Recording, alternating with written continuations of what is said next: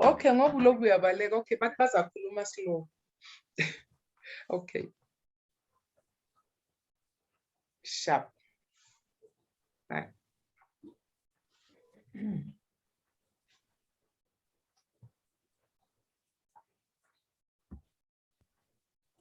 Afternoon, everybody. Afternoon. Sorry for the minute delay. We just trying to connect one of our speakers. We feel that the internet is feeling like it's A, maybe got COVID, or B, that it's December because it's not behaving this week. I don't know if you're all experiencing that, but we all seem to be having lots of hassles with our internet. So we're just going to connect, make sure that Phumzile is connected, and then we'll kick off. Thanks for joining us.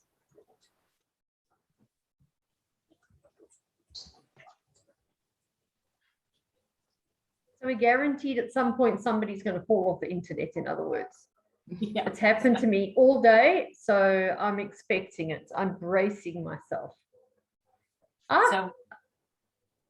Selepe, hello, it is good to see you, or your photo rather. I hope you are well. I see that Jan is still trying to connect. He's connected. He's on a mountain now. He's on a mountain, so that's why he can't connect. He's sitting upside down. Sorry, I was having technical issues. Yeah. You missed me saying we think either the internet has got COVID this week or it's just in December mode because it's not behaving. So let's hope that both of our speakers stay online. But if they don't, we just ask for your patience, and we'll connect as quickly as possible. Hi, Phumzile, great to have you with us. Hello.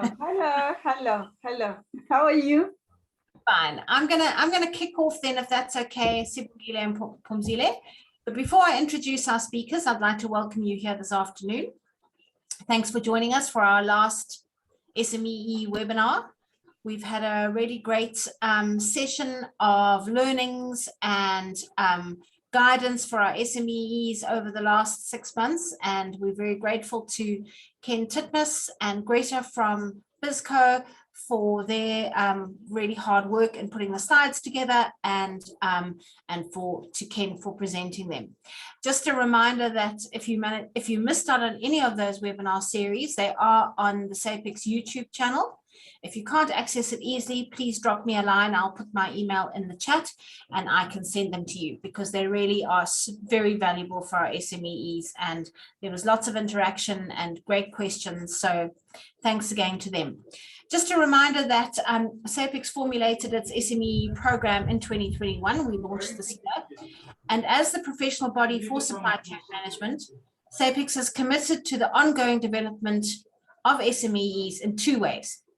We provide supply chain management support to these organizations through education and training, and then membership, enabling these organizations to become sustainable and obviously to thrive, because that's very important.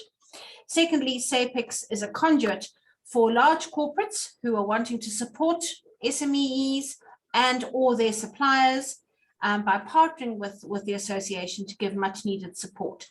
So we have a couple of corporates who are supporting our SME program, and they have elected to sponsor 10 and 20 of their own suppliers that they have selected, and paying for their membership, which is 2,200 Rand for the year. And that has a very wide, relevant and topical list of benefits that are suitable for this range of members. So if you're an SME and you're wanting more support in this area that's not been well subscribed, reach out to us. And if you're a corporate and you're wanting to come on board as a supporter and support SMEs in different ways, then also reach out to us. Before I introduce the two beautiful speakers we have this afternoon, and we thank them for their time, I'd like to just say happy birthday to Shanti Wilson. She is the chair of the SME committee. The camera is off, but maybe she will just put a camera on and wave to us. And happy birthday, Shanti, and thank you for spending your afternoon with us. I didn't expect that. Thank you, Claire. Right, well, I'm going to hand over now to our two speakers, and this is a very interactive session, so please feel free to put your questions in the chat or raise your hands. I'll be monitoring the raising of the hands, and but please feel free to put your discussion points and questions in the chat. Phumzile Njoko is an experienced operations and supply chain management expert with over 20 years experience. She must have started when she was 14, but she doesn't look like she's had 20 years experience in all the disciplines of supply chain management. She has knowledge in many industries, for example, aviation and aerospace, energy, education, telecoms, facilities and securities. She's a strategist with a strong ability to effectively create a robust strategic and operational effectiveness for profit maximization. She graduated with a Master's of Business Administration from Henley Business School, a Bachelor of Accounting Sciences from the University of South Africa, and she has an MSIPS with SIPS. Thank you, Phumzile. Thanks for your time. And then to introduce Sibongile Shongwe, she's a seasoned procurement and supply chain professional and expert who served as a leader in large and international organizations. She's also served and continued to operate at board level and has been instrumental in supply chain and procurement transformation in different industries in the country. She's led groups, managed procurement expenditure of over billions of rands, and managing teams of between 100 and 200 people. She's been part of evaluation and audit committees, and in that work, she's implemented and managed supply chain procurement operating models. She's further sat on board and subcommittees of various companies. So I'm going to mute now and hand over to both Phumzile and Sibongile, and then Tanya will do the close at the end, but feel free to interact, and thanks for joining us. Thank you so much for that beautiful introduction. No, and I didn't start when I was 14, but very close to that age. I started working in finance at a very young age. I thought at some point I wanted to become a chartered accountant, and then so I was studying as I was working. But then as you start working, and I realized that in fact I don't think I just want to be sitting in my little corner and crunching numbers. I want to feel how the business works. And for some reason, supply chain was the part for me that was going to be exposing me to the operations of the business, strategic elements of the business. I also did some audit work. I did some internal audits.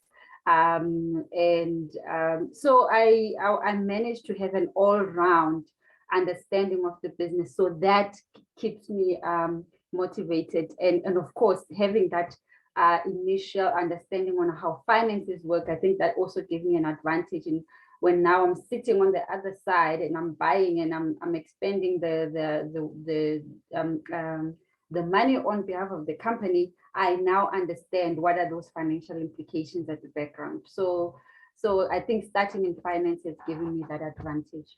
So thank you very much for that introduction. I do not see Sibongile. Is she still around, or did she get knocked off again by technology? Oh dear, looks like she has. Looks like she has, yeah. So while we're trying to get her back, just to reiterate on Claire's point, I really would like for us to have a very interactive session. I actually was saying to Sibongile, this is my afternoon coffee chat, really, and sharing our story and then just taking questions. And I'm hoping some of the guys in the audience will also would like to share their interesting stories with us as well. And let's just make it an interactive session. It's in the afternoon, so I'm not going to be putting my teacher head on and pointing at the board. I just would like for us to have a chat. How's that?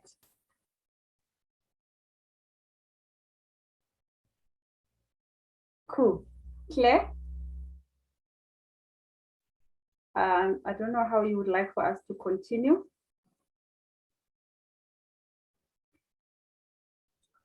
Sorry about that, Phumzile. I was just trying to reach out to Sibongile. Just say that again, sorry. So no, I was I don't know if you've got the part that I was just saying to the audience. I just wanted us to have a very interactive session. You know, this is our afternoon coffee to pick us up. Yes. So we would be going into them as well to get their inputs. And I'm also looking to hear their stories as well, not just our story. I would like to hear their stories as well as we are engaging with Sibongile. So as I was saying, I'm not going to be a teacher. I can be a very determined teacher, but not now, not this afternoon. Let us talk and let us hear each other. And it's the last one for the year anyway, so let's have fun. Great. Sibongile is back online.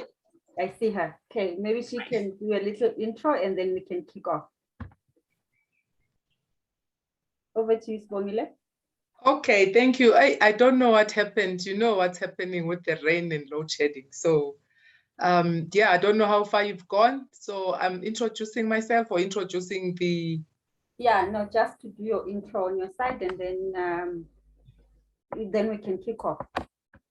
Okay, my name is Sibongile Shongwe, with the extensive experience in supply chain management and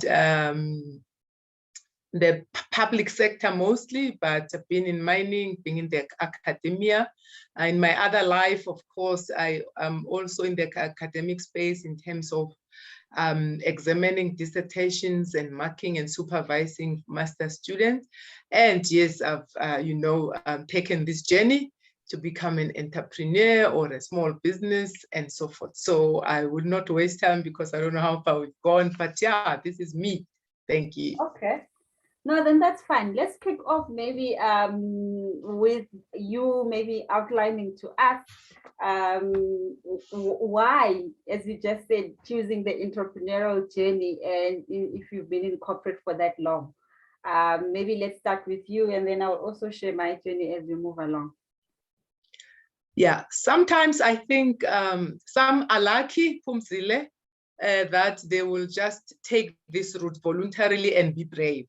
And some of us who have been unfortunate like me were catapulted into this position, you know, because sometimes if you don't listen or listen to your intuition, or if you are stubborn, you know, a ton of bricks will fall on you and then you are kicked out of corporates. Because I didn't do it voluntarily, I must say. I was really kicked out, kicking and screaming, as you know, Phumzile, but I was kicked out. But instead of moping, you know, and crying, and that year that I was kicked out, and the following year, I think a few of my colleagues, some, I think male colleagues, committed suicide. Because when you are in the supply chain space, you know, those past years, how it went, particularly if you were at the helm, at leadership positions. If you are kicked out in the manner that I was kicked out, you know, you are fired, the reasons do not even appear. And when you are in supply chain, obviously, if you're fired, you know, the first question is, and you are in the public space, in the public procurement, the first question that comes is, what did she do? What did you do? You know, so that's the question that comes up first, not what happened or facts. What did you do? And not what did you do in the right manner? What did you do in terms of fraud? We know what happened in our space. We know what are the issues in supply chain management. So where are you going to find work, for example? That's why I'm saying some of us were forced, you know, but also once that process ended, because of the experience that you have, I could have opted to go back. But in that period, in those 2 years that you're going through that, who will touch you?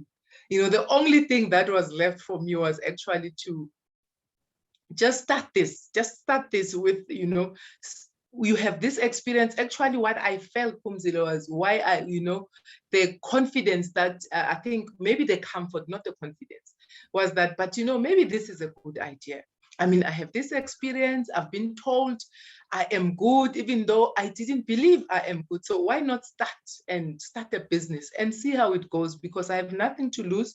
I apply myself, I apply my experience, and then let's see how it goes. So Phumzile, that's how I started my journey as a business owner. Not that I chose this journey, but now that I had to choose it, I'm happy of the things that actually happened and of the progress that I have made. And I look back and I'm like, I don't think I would have progressed, to this stage if I stayed in corporate actually. So there was a blessing in that. So yeah, let's hear yours. Yeah, so I think, as I was listening to what is the name? I think she's an ex-GM or director at the post office. I was listening to an interview on Friday on 702, and I read up on her over the weekend. And she was talking about the challenges that are experienced by supply chain management professionals, especially I think there's a nuance of it in the public space. And she eventually also lost her job. But she was explaining on the nuances that she feels the way she was handled was unfair. And she was explaining the entire process of what needs to happen or what has happened in the past. But for some reason, when things don't work out, the first people that are looked at are supply chain officials.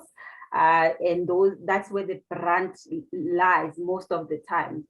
But I think things are starting to change. So I understand what you're saying. And I understand as well, because I've also been in that space a few times where you find it becomes difficult for me particularly, it was becoming very difficult for me to express creativity. And as I said in the beginning, I thought I was going to be a chartered accountant. I started as a finance person. I started in finance. I then moved into auditing. But I found that I needed a little bit more space to create. I needed a little bit more space, and that space demanded that I have a better understanding of the business. So I'm able to then touch base with the marketing space, with the finance space, and bring all of that knowledge together. And all of that knowledge together, it almost sits nicely in the supply chain management space, because supply chain management, it's one function that brings all of those different business units into one, and making it work for the entire organization. So in my personality needs that space. It needs to be able to express. And I know most of the time we are told that in supply chain management, especially in the public space, we are compliance, we are governance, but we are more than that. And that is the argument I keep on having, that compliance, governance, or risk is a very important part of supply chain management in public spaces. And also I think in private, because I've also worked in private as well. But that's not all we are. We are not just sitting there holding a stick, wanting to whip people because they didn't spend correctly, or they didn't comply to this particular regulation. Then it becomes, supply chain actually starts losing its value. Yeah. So, and I found I was fighting that became my fight now in my space, to say I am a supply chain expert. I bring so much value. I bring so much knowledge. Use this value to make this organization better. Use this value, this knowledge that I have, to make this organization profitable again. But unfortunately, the lack of understanding of what supply chain management is, and the value that it can bring into an organization, kind of like starts stifling people like me. So I really started to feel like that. And I think really at the end of it, I felt good. Okay, this is the end of the road for me. No need to be fighting this. And I think that's when I thought, okay, let me exit. And when I exited, I think I just focused on completing my master's at that point. And after that, I realized that I'm not ready to go back into corporate. I'm not ready to be fighting the same status quo. Maybe I can add the value that I'm looking for from the outside. And that's how the starting of my consulting firms began. But I think entrepreneurship is not something that started because I left corporate. It is because of that entrepreneurial traits that I have that has made me, I think, thrive in corporate. It's because of how I think entrepreneurially inside an organization that have been able to turn around supply chain, create innovation, etc. But I think that can only be contained as well. You can only do that to this particular limit. And that's why I thought, I can do that better on the outside, and I can do that through my consulting firm, and then subsequently starting a business school, which I obviously co-founded with yourself. Okay. So yeah, wonderful. And I think maybe, I don't know your views in terms of, because you've raised quite an important, I think for me, aspect in terms of being stifled in the corporate environment, which is what you're saying actually made you not to be creative. So perhaps maybe some of us that are sitting here, it's what we're thinking, we're doubting, but I find that as I'm here and doing stuff, I'm finding that there are many ideas that are coming up, and perhaps we need to understand that entrepreneurship is not just about thinking about one idea and that's it, because that idea is going to run out in the first few months or so. So you need to innovate, reinvent yourself.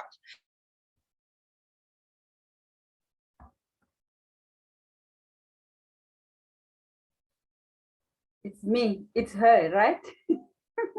Sometimes you can never tell that, oh, who's frozen? Is it me? I think that's her. Okay, let's see. She's definitely having internet connection issues there. Maybe while we wait for her to connect, I'll just read out Brian's comment that he just popped onto the chat, Phumzile, if that's okay. Yes, please. Brian says, good to be here, having 40 years experience in supply chain management, both in South Africa and the Middle East, and for years involved in the training of students in the profession. It's always good to hear about how others have progressed. Thank you, Brian, for that note. And I think that's also one of the things that I also found, and I'm now feeling it even more, I'm realizing it even more that I'm now outside, that as supply chain people, when we're still inside, or not even, I think, supply chain people, I think when we're inside an organization, we just become very internally focused. We don't take those particular measures or steps to go and connect with our ecosystem on the outside and share that knowledge, learn from each other. And it's not, and in fact, it's not just supply chain people, it's actually everyone that is inside an organization. And I think organizations can gain more if they in fact demanded of their workers to always be in touch with the external markets, to always be in touch with what other people, whether you're in finance, whether you're in supply chain, what are they doing? Go to those conferences as often as possible, write papers on what the market is doing. And that's, I think, organization can benefit a lot more if that had to happen more often. And I think, programs like what you are having right now are very important for people to go out and intermingle with and not just with people from the same industry. Go out and intermingle with people that are also outside of the industry that you are in. There's a lot of learning that happens, and there's a lot of cross-pollination that can take place that you can then take back to either your organization or your business. And I'm finding that has been very beneficial in my journey. Yeah. Okay, apologies about that. So I've just decided to hotspot because Wi-Fi is playing games for me today. So apologies about that. So I would not have those questions. So I'll rely on you on leading on those pointers that we spoke about, so we can continue. Okay. But I don't think now I'll be cut off. You were still saying something before you got cut off. Maybe let's continue on that. Oh yeah, I was saying that entrepreneurship, it's more than that. It's more than tenders, because 2 years can go by without you getting any tender. And it's not even about networks. As far as I'm concerned, it's just about, so you cannot rely on that. I'll put on tenders. You need to go out there. One thing that entrepreneurship shows, actually, it takes you out of your comfort zone. I think Phumzile can say that I'm really behind, the doors person, close, the shy, not going out there, not showcasing, because as we're sitting there in corporate, remember that it's comfortable. We get salaries, and that's it. We do what we're told.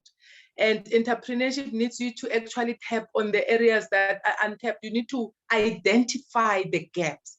And I tell you, the pie is huge.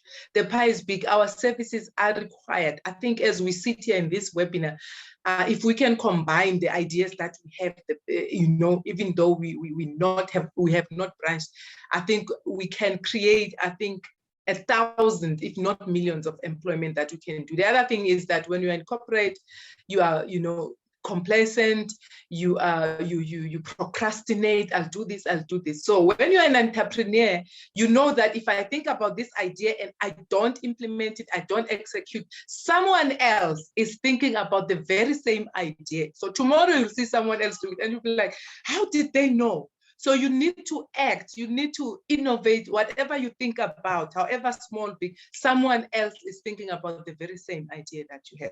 And I think the other thing that is important is that when we co-founded a lot of things, we collaborate a lot with schools. And when we co-founded the school, you don't have to have a partner or networks that actually tell you what you want to hear.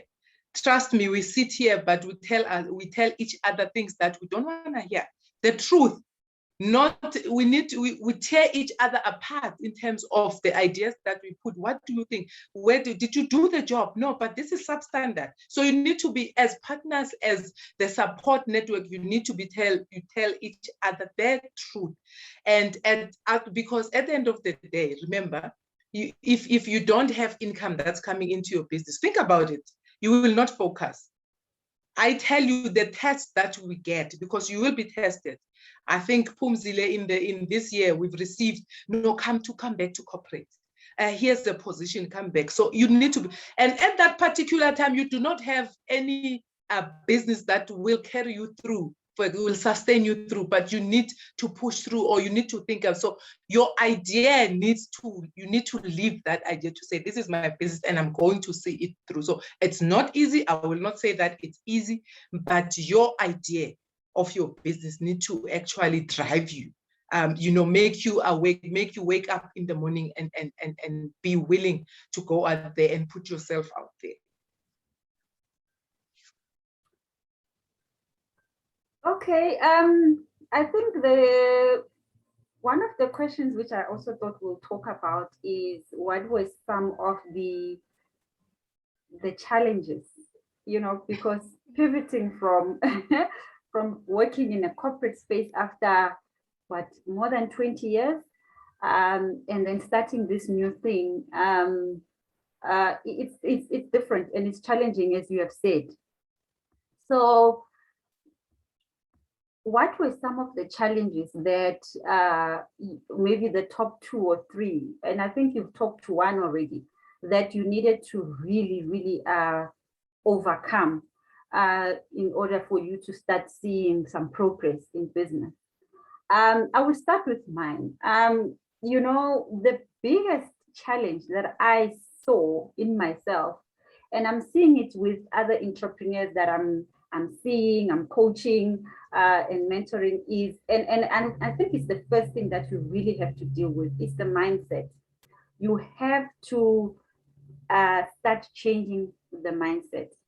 Whether we like to accept it or not, believe it or not, if we are working in the corporate space, there is that safety net that the business offers us.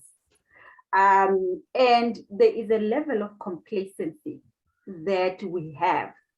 And we need to be honest with ourselves. If you are completely in the corporate, you've been working in that, there's this level of safety and we become complacent, and there are certain things that we just don't worry about. As a result, our brains don't don't stretch themselves to go into certain spaces because there hasn't been a need.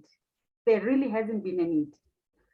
When you are now starting to be, when you are now branching into an entrepreneurship space, like the first thing, a silly simple thing as I always thought as someone who was in leadership, in a leadership position, leading teams, I'm very good with managing my time. I know what I'm doing. I know what I'm supposed to be doing at what point in time. But now that I'm out, I realized that I was not managing my time. The culture was managing my time. And I needed to, and I had to internalize that because I was like, no, man, no, it's the culture, the business and the speed it was moving. So, and I realized that, no, I wasn't managing my time. The business was managing my time. I was always on emails. I was always rushing. I was always responding to this email. I was always rushing for this tender. Has it closed? Where are we? Because my client in X who's sitting there asking, when are we evaluating? And there's this audit that's coming. I'm preparing for the external audit. It's me, you know. So I was not really completely in charge of my time. I was not driving that time. It was the business and the clients, internal clients that were driving my time. So when you're an entrepreneur, it's completely different. When you wake up, I mean, you know, at work, I need to be there at 8. Otherwise, I mean, who's going to be happy seeing me waltzing in at 9:30 or whatever? But now you're an entrepreneur, you can actually wake up at 9 and no one is going to say nothing to you. You can actually wake up at 11 and no one is going to say nothing to you. Mm-hmm. You can actually do work for 2 hours or 8 hours. It's entirely up to you. That is a challenge that I never thought it was going to be a challenge. So that internal discipline, because now no one is riding on your back, no one is calling you out, no one is sending you urgent emails, no one is nothing to you. You need to now start developing that internal discipline completely on your own. Completely on your own. Yeah. You have to start thinking as an independent person that is trying to make something work for themselves. And someone who's going to be making their salary, someone who's going to be making their bonuses. There's no entitlement to anything anymore. That is a complete mind shift that a lot of entrepreneurs are battling with, especially the ones that are pivoting from the corporate office and now are starting their own thing.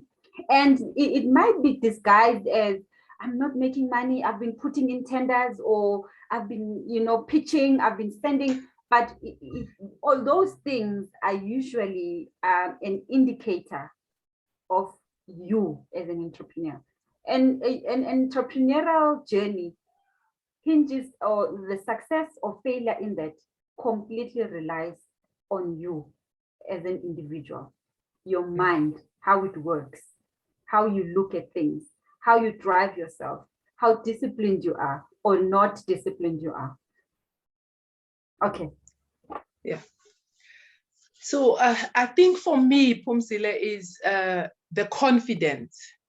I had to deal with that a lot, quite a lot. That will they want? Actually, am I good enough? For me, I dealt with, am I good enough to can go out there and advise business?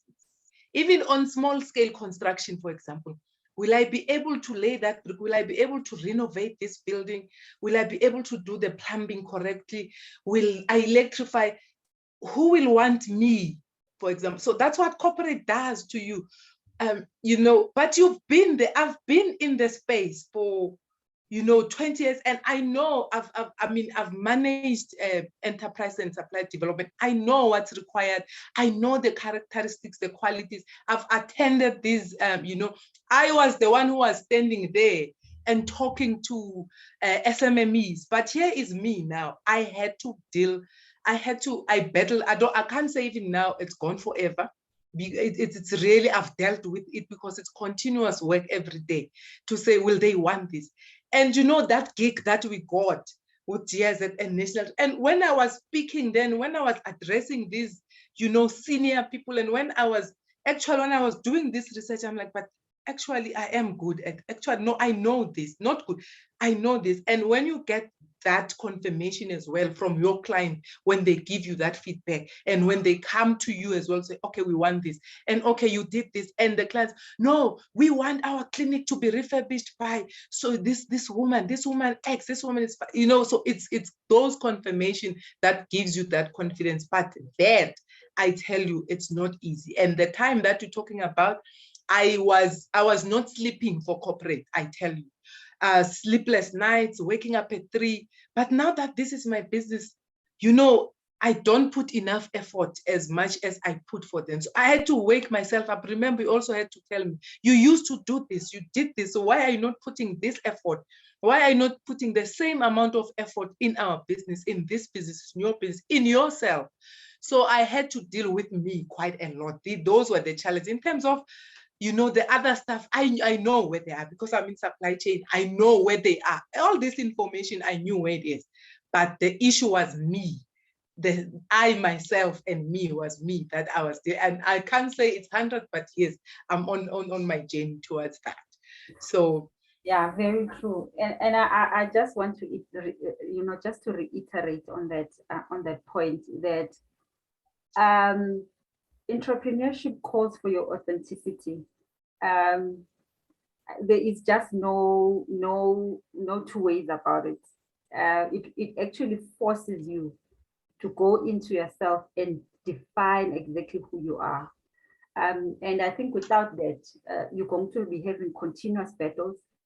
You need to go back into yourself first to say, who am I? What is it that I'm about? And it's possible that you might not know, it's fine. Go and find out. Some of the entrepreneurs that I'm talking to, it's because it's just that. And I refuse to go into the technical stuff because most of the time the technical prowess is there.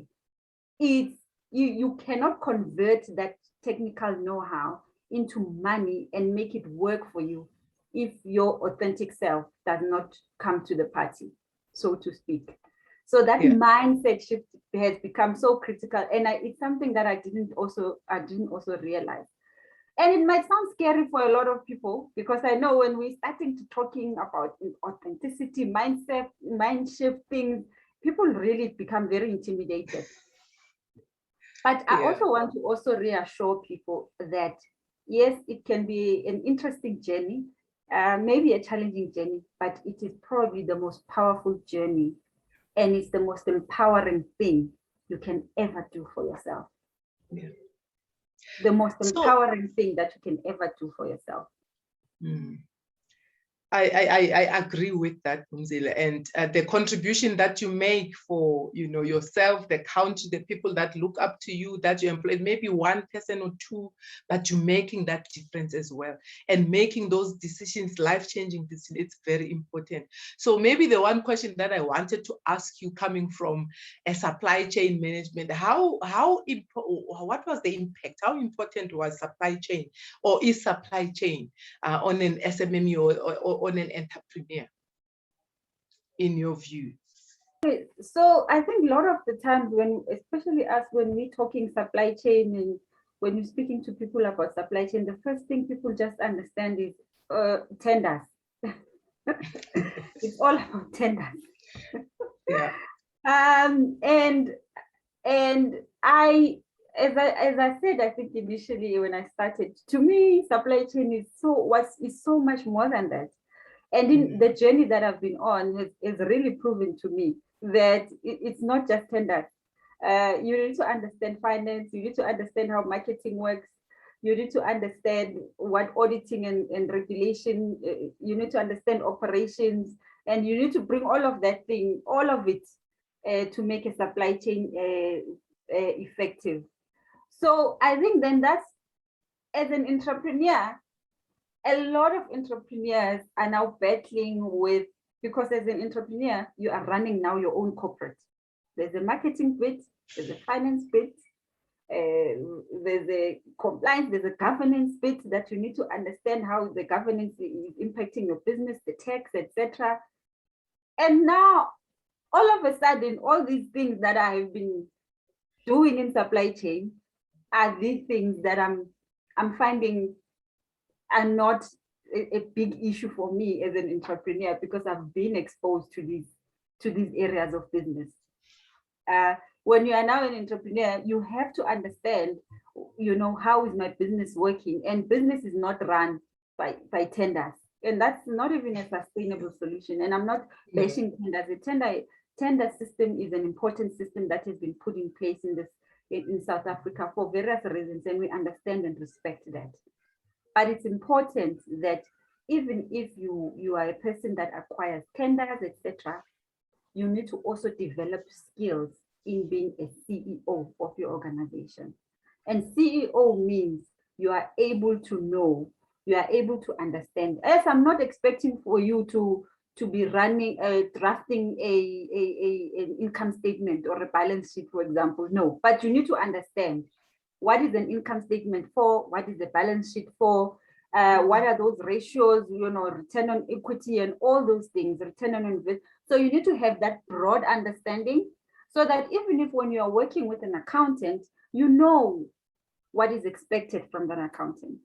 You need to know that I'm starting my business. What are the marketing strategies that I'm supposed to understand in the space that I'm in? What are the sales strategies? Because marketing and sales are not the same things. What is it that I need to do to grow my business? How do I need to strategically position this offering that I say I want to offer? How do I put it in the market? How is it looking? What are the global impact? What does the ecosystem look like? These are all the things that we do in supply chain when we are saying, go and do strategic sourcing, find out what is the supply base, go and understand how is your market looking like, what is your 7x7. These are the things we are always learning, we've always taken for granted, but they are becoming very handy now that I'm an entrepreneur. You understand? I've been sitting with boards, advising boards at a strategic level to say, this is how you need to do things. This is how the executives of the company are supposed to be doing things. Now I'm understanding as an SMME, you need to also probably, depending on what is it that you want to do, put together your own board, your own advisory board. How can that help you? And that's also an offering that we have started, that to say SMMEs, they understand boards as it's a function that is only for big corporates, etc. SMMEs can now start having access to advisory boards and bring all of that expertise together to advise you as an SMME, etc., etc. So those are also now innovative ideas that are coming from me being a supply chain expert over the 20 years, 20 years plus. Yeah, you've covered quite a spectrum of issues as well. What I can add there in terms of supply chain, I've said previously when I said a few things that, being in supply chain exposes you to all the facets of business. So when you start your own business, you have this sort of idea, you understand how operations works. If it's operations, if it's finance, if it's audit, if it's compliance, if it's governance, legislation, so all those things. But then the other thing that I find we are shy, we run away from, is to actually define ourselves as well, to say, who am I? We normally don't say I am the CEO, because we know that if I say I'm the CEO, then much is expected from me. And that's what we need to start to say, yes, I'm a CEO of Mtimas Holdings, I'm a managing director, or I'm a vice chancellor of NS Business School, because now eyes will be on you. And you are expected, because you cannot fail as a CEO. You are expected as a vice chancellor of a business school. You need to be, your school needs to be put out there. So these are the things we don't say. I will say I'm an executive director, but we know what executive director means. So these are the things we need to look at for our businesses to actually proceed. And people will reach out to you because, oh, you are the CEO. Yes, the CEO's forum, come join us. Or come, let's speak about this. Or I want a job, or I want this, or there's these things, and I want this. The very same things that we run away from are the things that actually will bring us business from other people that we're not even thinking about. So let's occupy the space. I think as an entrepreneur, you need to occupy this space. We need to show up and occupy this space, because as Phumzile was saying with us in our training and our business school, is to say, yes, you know, why are we failing? Where are we failing? I know you know that as SMMEs, is because we take our businesses casually. We don't have boards, we don't improve our skills, we don't do refresher courses, we don't have a finance department, or even if it's not a department, even if it's yourself, you still you and yourself. Segregate these things. This is what I'm gonna do. This is the compartment. This is what I'll do. Spend money, you know, market. This is what we are finding with Phumzile. It's not cheap. For you to be out there, you need to do a few things for you to be there. So Claire, I'm mindful that we need the 15 minutes. So I will just talk about this last part before we have engagement with maybe just a minute, Phumzile. If you can just tell us, before we go into the questions, what do you feel, what do you think is the importance of having a network within which you can call on for support every now and then? Maybe, and then we can go into sessions, because we thought we'll just chip in so that, you know, the audience can come in and share their experience or ask us questions, so that we don't get into the top of the hour and we have not addressed their comments or questions.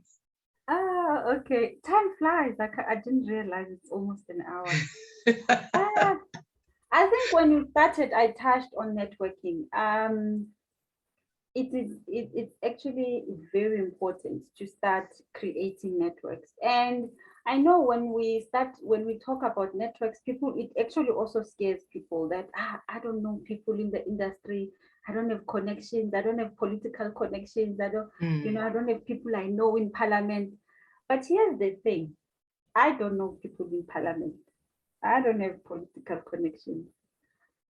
However, there are people that are willing to bring you in, share a table with them everywhere.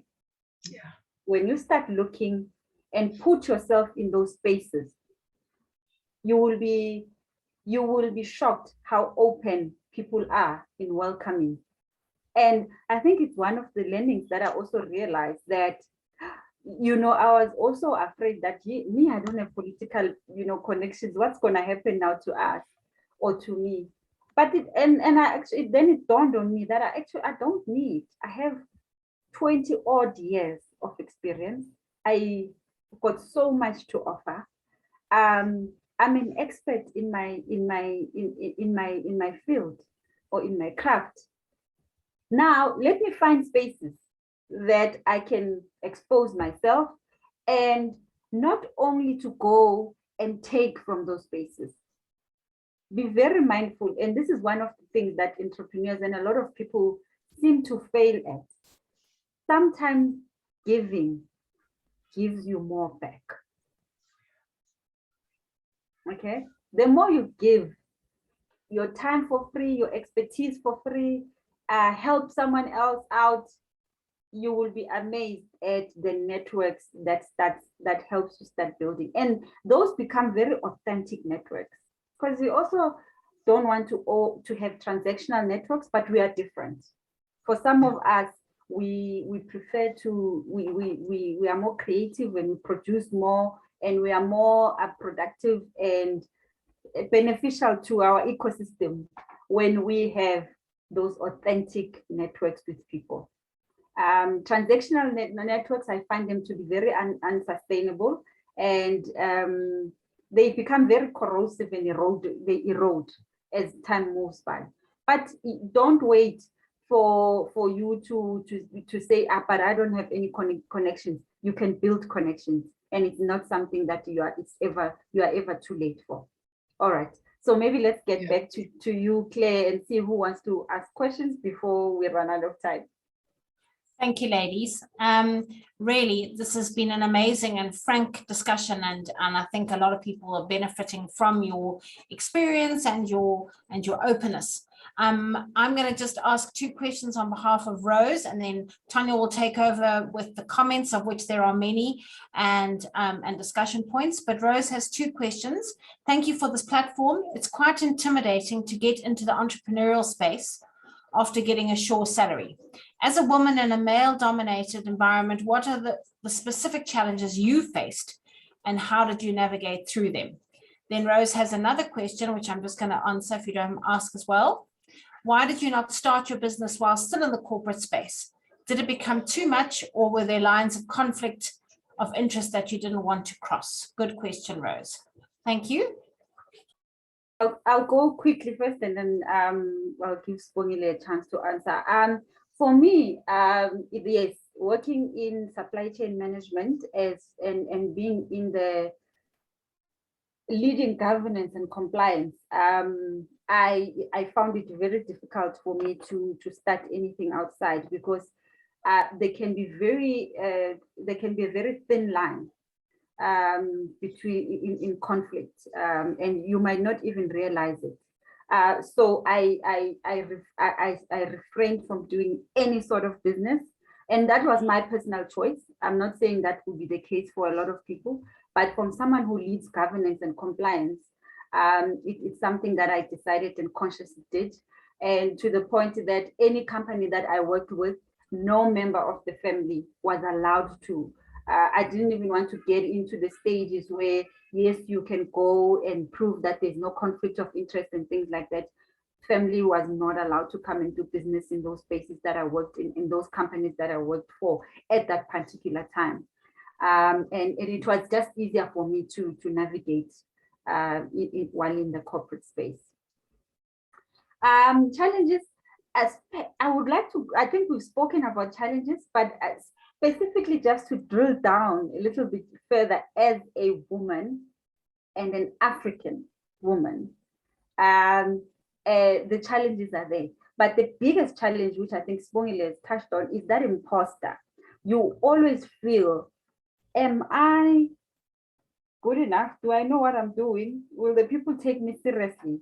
And again, that mindset shift is something that you continuously need to work on and really go back to, but I do know what I'm doing. And in instances where you're not completely sure and don't accept mediocrity, go and strengthen your skill in that area. Touch base with people who know that space, collaborate with people who know that space, but also do develop that trust in yourself that you can do this. You can do this. Okay, I'll leave it at that. Yeah, so navigating, I will actually speak to that, because navigating through a male-dominated. So as you know, construction is very male-dominated, and they look down actually upon a woman, and an African woman for that matter. And yes, I knew zilch about it. I just knew from learning, from being in the space, from having managed maybe capital projects, but doing it myself, I didn't know. But what I find how you navigate is arm yourself with information. Read. There's nothing more important than read, understand the spec, what is required, what it's going to take you, tear apart that BOQ, find out what it's going to cost you, reach out to people who have been in the space to assist you, because you do not. And then I tell you, once you know and you demonstrate that you know there's the space that you operate in, the respect comes through natural. As I said, people were like, now, how did you do this? Look at this. They did it last year, and it was done by this big company, and look at the shabby work that they did. And what you need to refrain from is to say, hey, they didn't do a good job. So you keep quiet, you do your job, and you do it to the best. Actually, I had to go into overalls. I can show you my scars, for example, to show for that. But the fact that I was willing to fold my sleeves and wear overalls and go there and show the men how it's done, or even my peers how it's done. Now I can stand there and talk about it. I can tell you a concrete, you cannot put concrete this way. I can, because now I've experienced it. But you start by learning, upskill yourself, attend, like Phumzile was saying, these seminars. Don't be afraid to say, I'm the CEO, because if you don't, arm yourself with that knowledge and know how to do this, your employees or the people that you contract, for example, will take you for a ride, and you don't know what hit you. So for me, I'm saying, learn. Information is there, guys. It's there. Even our government has information. for each and every area of specialization, it's there, and it's for free, and they provide it for free. And you go and knock, for example, on the doors, and doors are there, they open. And for us, I think as women, sorry, males that are in here, we have the advantage that actually current situation favors us. And I think governance, Phumzile has spoken quite a lot about it. So in our space as supply chain management, you cannot. I wanted to say, at least if I leave, I would know that my business makes sense, but I couldn't. If I tell people you cannot, there's conflict of interest, I cannot be seen now to be the person now that's opening. And remember, when you are in the public space, there are probity checks. There are these proactive audits. You are checked, your ID number is checked against the IPC. You have to explain, you have to, for example, even if I mark, for example, as an academic, I had to submit that, but at least it was not in conflict with the type of business that was in. But yes, truth be told, if you have your business, even though there may not be conflicts of interest, your time will be divided.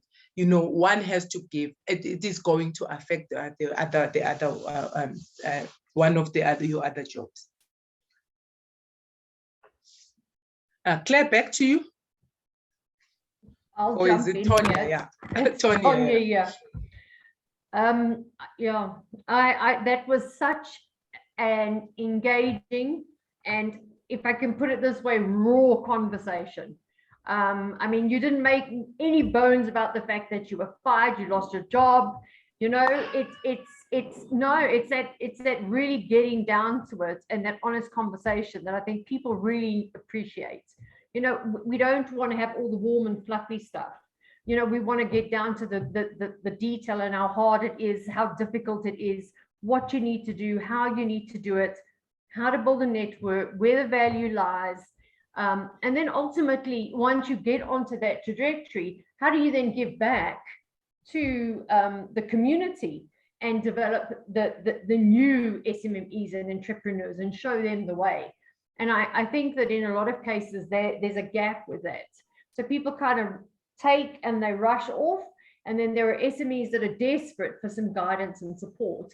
And I don't know if you felt kind of to some extent isolated or detached from having that, you know, ear to talk to, somebody that would give you that guidance and advice. Did you have to find that way on your own?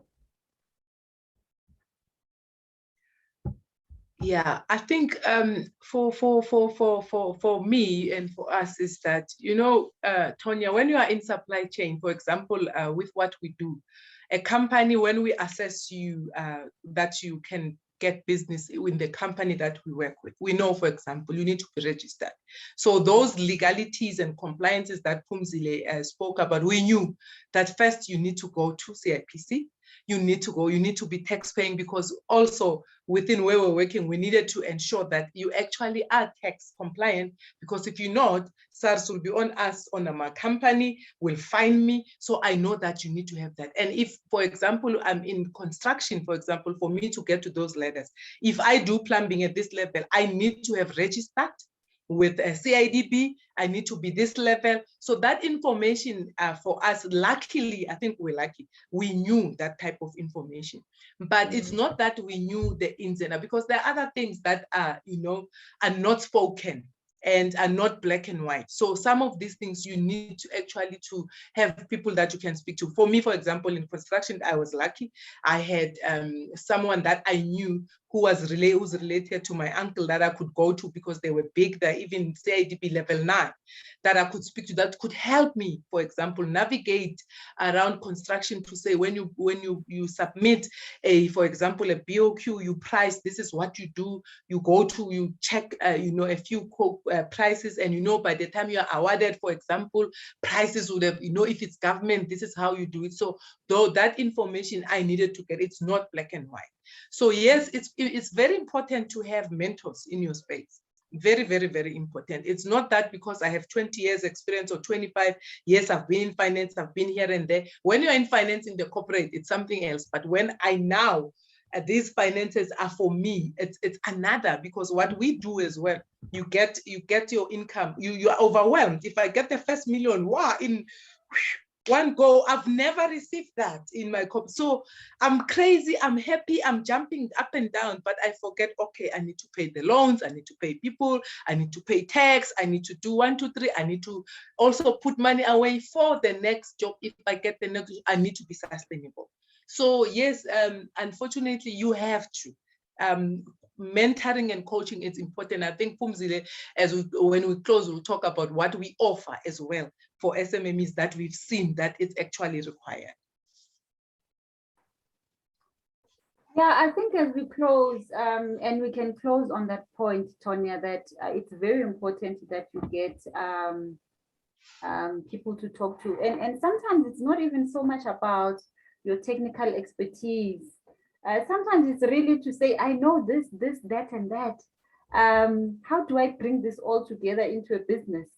You know, sometimes you just need someone to talk to about, you know, what is this entrepreneurship? The other day I was talking to someone who runs a national laundry system across South Africa. And because entrepreneurship journey can be lonely, she just needed to talk. All she needed, you know, in our mentor program that we offer through our business school, she just needed to just talk, and she did most of the talking. I was just listening to her, and she did all the answers. She got all the answers. Sometimes you need to plug yourself into those spaces where sometimes it's just a matter of, I just want to talk and just decompress a little bit, because no one around me at home, they don't understand. Or sometimes I just need to talk to see how I can monetize all of these ideas. I've got thousands of them. I don't know what to do, where to start. How can you help me to niche down, etc. We help with that. And yeah, so a lot of there are a lot of things that entrepreneurs need, and that are not so readily catered for in the market. And that's what we are running through our and as I said, when we started, we realized that you know, as an entrepreneurship, you can actually have an advisory board that one can advise you on your marketing deficiencies or sales or your strategy or etc. And that's also another offering that we have. Because we're now in the entrepreneurial space, we realize that there is a space that entrepreneurs are looking for, but it's not readily catered for in the market. Okay. No, 100%. And I think this is, I mean, talking to that point, that is the reason that SAPEX have established this SMME initiative, because we realize that it's, you know, I think that the SMMEs typically have the passion and the drive, and that's what gets them going, and that experience in that area. But it's all the things that they need that they don't necessarily have, and that's what we need to provide support with. So, for example, if you've got a small manufacturing concern that wants to set up a business, they've got some marketing skills, sales, they've got some financial understanding, but when it comes to the actual supply chain management and making improvements in that area of your business, it's not something that they really understand. And although they think that they're doing really well, if they made changes, they could do even better. So it's about providing that kind of support. We also have the mentoring and the coaching and all that sort of thing as well available. So it's about, for us, it's about the community, providing the support to the community. And we want to do what we can to develop SMMEs within supply chain management, do introductions for SMMEs to business that are looking for those types of products and services. So as a community body, that's kind of what we want to do and how we want to engage. And the session has been incredible. And I think that everybody here can agree, and please, everybody give a round of applause. It was such a wonderful session, very inspirational, very motivational. And if there's anybody here that's walking away and hasn't got a really good nugget from the session that they can take away and they've learned, I will be very, very surprised. So ladies, you really are very inspirational, and your message has been wonderful. And I think the fact that it was just so raw and out there was even better. So we'll definitely want to have you back on our program for next year. So please just park that. We'll get in touch with the dates. And I think we need to pick up on this dialogue because it's been absolutely wonderful. So thank you so very much for your time. It's very much appreciated by SAPEX, and of course by all the people that joined you here this afternoon. So thank you everybody for joining us. And for those of you that we don't speak to before the end of the year, best wishes for the holidays, and I hope everybody gets a very well-deserved rest. For those of you who are not going away on holiday, I'm just going to say sorry for you. I don't know what else to say at this point.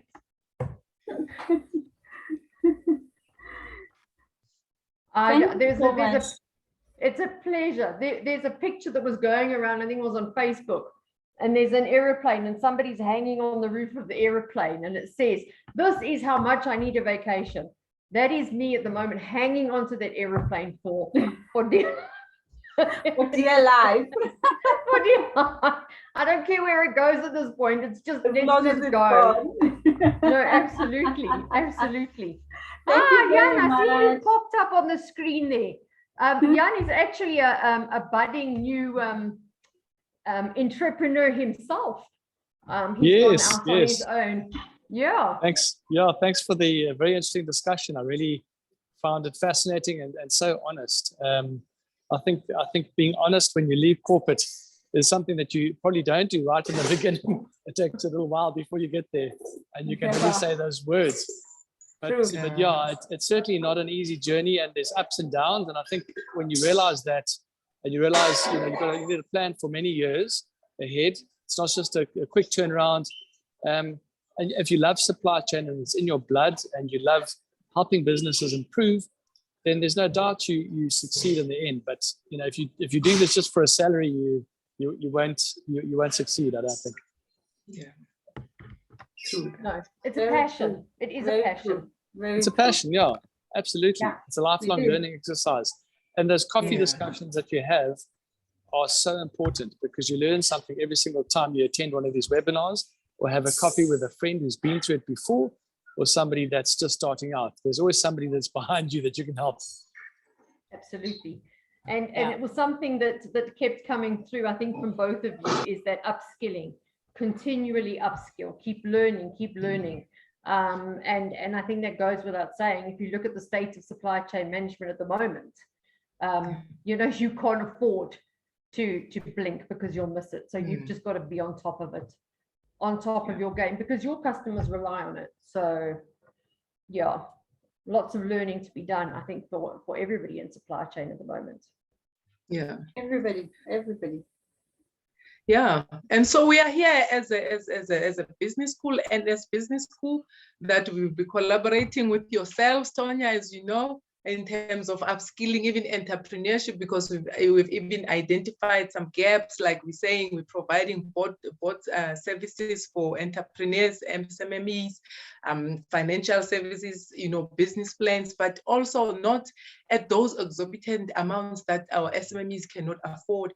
And the boards, when they sit there, they also assist your business as well to grow. So these are the things that as SMMEs need to do. So our school, NS Business School, from next year, look out, there'll be some teasers for SMMEs as well, and then we'll be collaborating with also SAPEX on those SMMEs webinars from our business school, as well as SAPEX, and we'll be joining forces as well in terms of the practical experience that our SMMEs and entrepreneurs are looking for their businesses, with those organizations that are willing actually to make that contribution. So we'll be assisting them also in terms of where to get funding, how does this funding works, what is required in terms of this compliance, this governance as well, the network support that will be growing, because together as well with yourselves, Tonya, Claire, as you know, we'll be opening up, our business school is opening up as well as support and SMME